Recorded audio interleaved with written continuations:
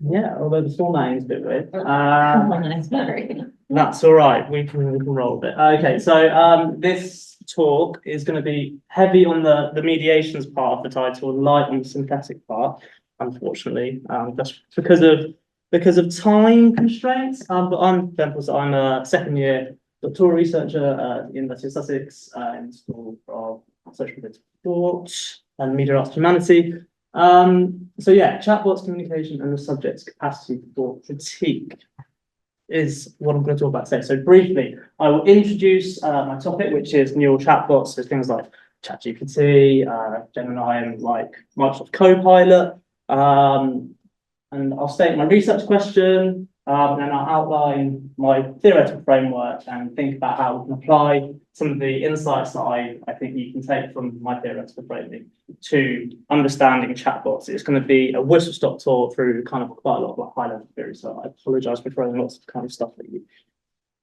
So this is just a little brief intro into the kind of the hype side of things and what the thinking is coming from tech about how these things, these chatbots and the large language models in particular might be used.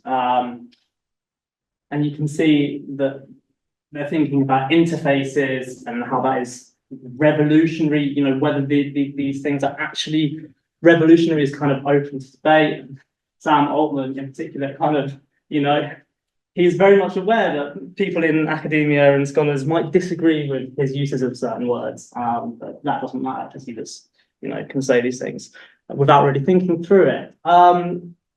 So this is kind of some of the kind of perspectives from tech. So I wanted to, and this is also just like another thing about the AI, and this is from ChatGPT 4o Omni, which is their latest one. And you can see that the suggestions of things that you can use these things for. You can, powered by GPT-4, write an academic essay on, chat in WhatsApp, or for fun, write an academic essay on, which maybe applies for people in this room, but like, who knows about other people? I mean, we all know that the students potentially are using GPT to kind of help them write their essays, but as I'll explore later on, even some of the research coming out of OpenAI has suggested that actually these things aren't very good at doing critical thinking.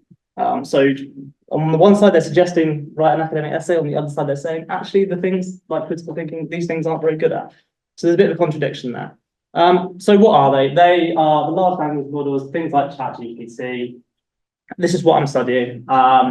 Who owns and controls them? I'm not going to get bogged down in kind of technical detail because obviously just don't have time. They're controlled by the big tech companies, Microsoft, Google, Apple as well have just kind of announced their big kind of Apple Intelligence. So all of the kind of big players in the kind of tech industry. They first developed kind of, the history of AI goes right back to the 1950s, but obviously large language models and deep neural networks have kind of come around since the advent of like parallel distributed processing, which started in the 80s, and then kind of big data sets to kind of really make the most out of that specific technical hardware came about in the kind of early sort of 2020s, like 2019. So yeah, they're a recent phenomenon. And they're used now, they're being kind of operationalized in all of our kind of information management software, basically. They're kind of plugged into things like Microsoft Word, they're plugged into kind of PDF things where you can chat with the PDF file and have a chat with it and get it to answer questions in kind of like an advanced search function. So what is actually new about these systems? I think you could probably say that they give a more sophisticated and realistic simulation of human language that does enable us to kind of search documents and order and structure information in a more kind of discursive manner with a computer. Whether they're actually doing, as the kind of was alluded to by Sam Altman, this kind of the more reasoning side of things, that's kind of like open to debate. So this is my research question. What does the mediation of neural chatbots in our communication systems do to the capacity of the subject to form critical opinions and knowledge about the world in which we live? This is quite a big, broad question, and I'll do my best to kind of explain the theoretical framework that I has used to kind of try and get into this question. So I adopt critical theory and medium theory to kind of get at this question. Critical theory seeks to analyse and transform society by combining normative perspectives and empirical analysis of its conflicts and contradictions, utilizing a wide-ranging toolbox to help analyse the impacts technology and technological reasoning have in society. The key concepts, things like mediation, sphere, alienation, it's all about kind of thinking about how you can transform society and not just statically describe what's going on. It's about trying to think about ways to look underneath existing dominant narratives and power structures, basically.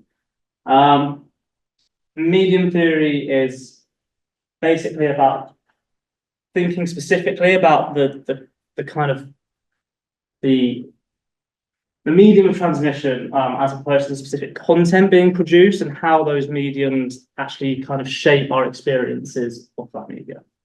Okay, so my specific focus in terms of drawing on those two theoretical frameworks is this concept of mediation, which is confusingly developed within critical theory and media theory kind of slightly separately, and it means slightly different things. So I'm going to try and unpack what it means from each and why I think it's useful. Okay, so for some reason, okay, there was meant to be a slide on Adorno and mediation as well. I can try and remember what he said. So basically, Adorno deploys mediation, and he takes it from Hegel, and it's about dialectics and creating this kind of reflective motor for critical thinking in theory. Adorno had this famous exchange with Walter Benjamin where he accuses him of basically not deploying mediation in his writing, and therefore he kind of has lapsed into almost like a positivist kind of illusionary analysis of reality. And so for Adorno, mediation is about enabling critical reflective thinking. Again, Habermas deploys the concept of mediation slightly differently. It sits latently within his work. He's not explicit about it. He deploys the concept of the public sphere, which acts as a mediating sphere. But again, it's tied to critical thinking because publicity should be this critical publicity in a very kind of like normative sense. And Habermas concedes that the type of publicity we get is actually shaped by the mediums we use. But there are some limits to critical theory.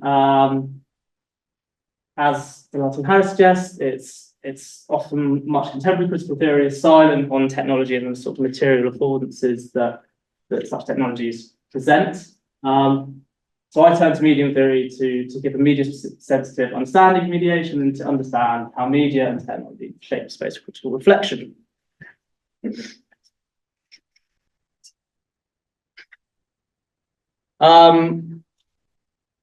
So in terms of medium theory, it's kind of closely related to phenomenology and the human experience of media and the kind of experience of using certain mediums. Donide suggests that certain media and certain technologies kind of either enhance certain ways of connecting with the world, and in doing so can conceal other ways of connecting with the world.